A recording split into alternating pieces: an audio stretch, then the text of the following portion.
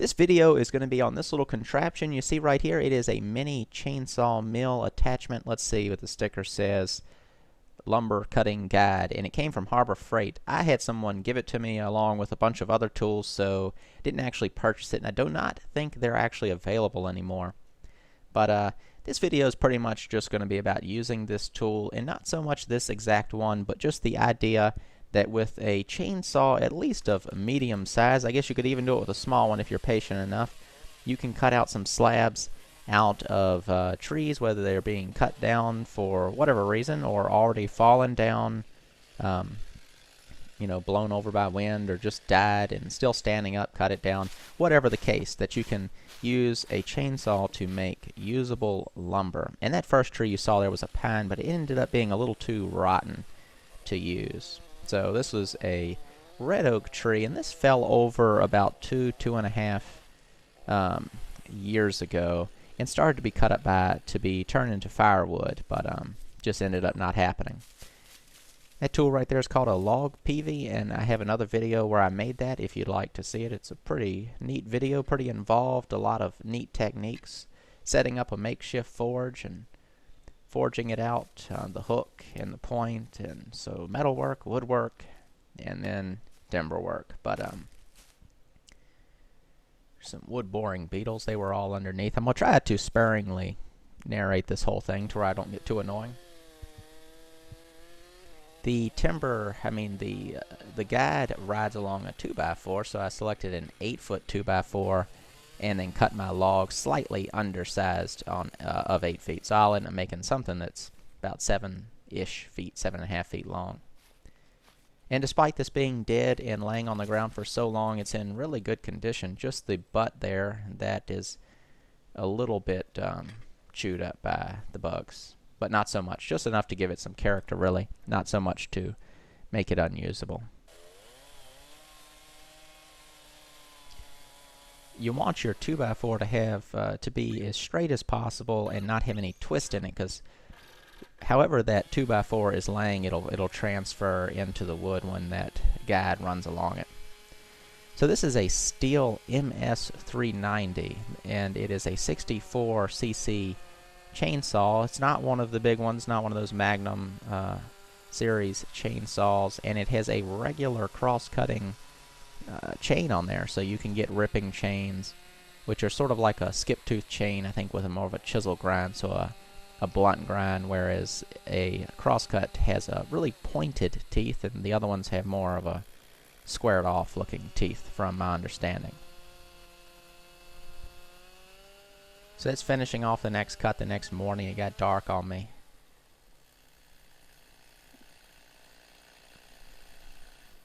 And as you can see throughout that cut, I was moving my hands around, and then that final part of the cut, I had my boot up on the guide, kind of pushing it with that, and that's what I find works the best. Probably not the safest thing to do, especially putting your hand down there and pushing on it, which I did in part of the video too, but kind of experimented with it for a little bit just to see what worked best. And using my foot seemed to be the best thing, and I don't think it's so much my foot has some sort of timber cutting skills. It's just more pushing directly on the actual guide is the best route. So I think what I'm going to do is put some sort of a handle on there that you can push on, and then some sort of guard to where if anything happens you wouldn't put your hand into the chain. Granberg makes a mini mill similar to this that has a handle, so I think that's probably the way to go. And this is sort of using a stick to push on it. And it did work pretty good. It's just my stick was small and it hurt your hand. Didn't have any gloves on, which is stupid. But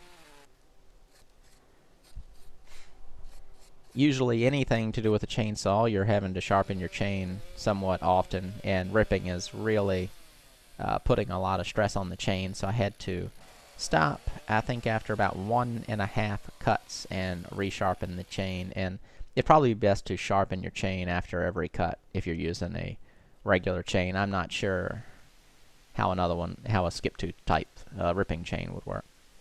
And so that first slab sort of produces some quarter sawn grain, and you can see how much figure is in it. I think those are called rays. But you just get that quarter sawn look, which will be neat because you could use these slabs in some sort of a book matched type application, like a big slab table or some sort of a wide bench or whatever you want to use it for. So after I slabbed off the first one, the second one went much quicker, and then there's the third. And about now I was wondering how in the world I was going to get these out of the woods, so just went ahead and called my chiropractor and made an appointment.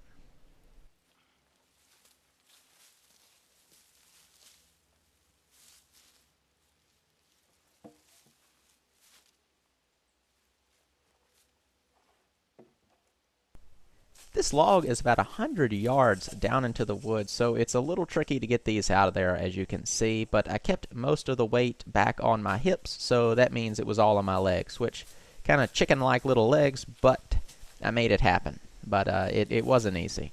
These slabs probably weigh, I'd say, nearing 200 pounds a piece. I weigh 175 pounds, and I'm not a soaking wet piece of red oak, so my guess is these boards at almost 8 feet long, 16 inches wide, and 3.5 inches thick weigh more than me. And you can see that top one with a little twist in it. That's where the 2x4 was not mounted quite straight, had a little twist into it, which transferred into the cut. But it's okay because I'll kind of join these out with my adze and straighten them out. So I stack these to air dry for a while before I take them to the kiln.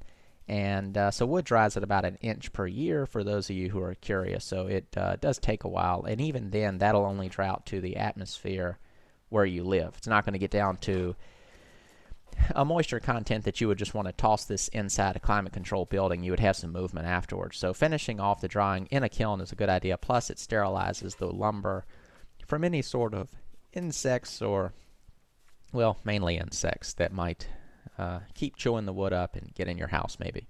And this is some waterproof wood glue, Type Bond 3, using it sort of as a makeshift anchor seal to slow down the drying out the end grain for splitting. And just toss a piece of tin over it to keep the rain off.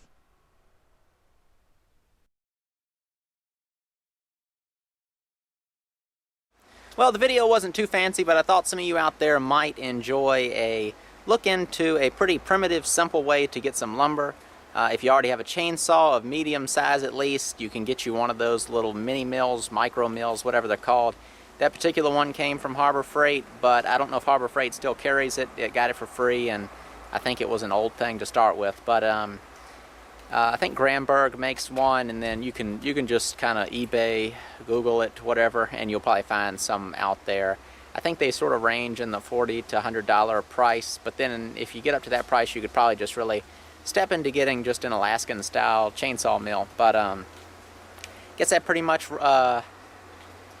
takes care of things. I'll probably have already mentioned it in the video, but after these sit for a couple years, or I might end up wanting to use them sooner and just take them to have them kiln dried, but they're about 3.5 inches thick, so in 4 years from now they'll be down to as low of a humidity as they'll get to sitting outside.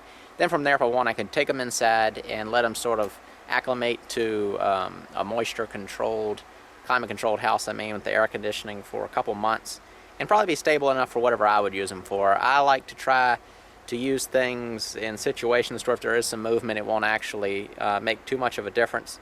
So some sort of large slab bench or a big sort of book-matched live edge table, and then have it mounted to where expansion and contraction won't make too much of a difference. I think it'd be safe.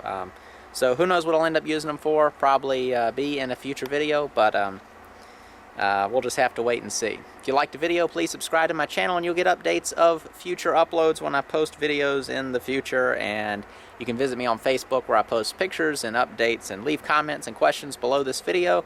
Other than that, thank you so much for watching, and I'll see you in the next video. And if you'd like to see more videos like this, click the red subscribe button on the screen now, and you will get updates when I post future videos. Thanks for watching.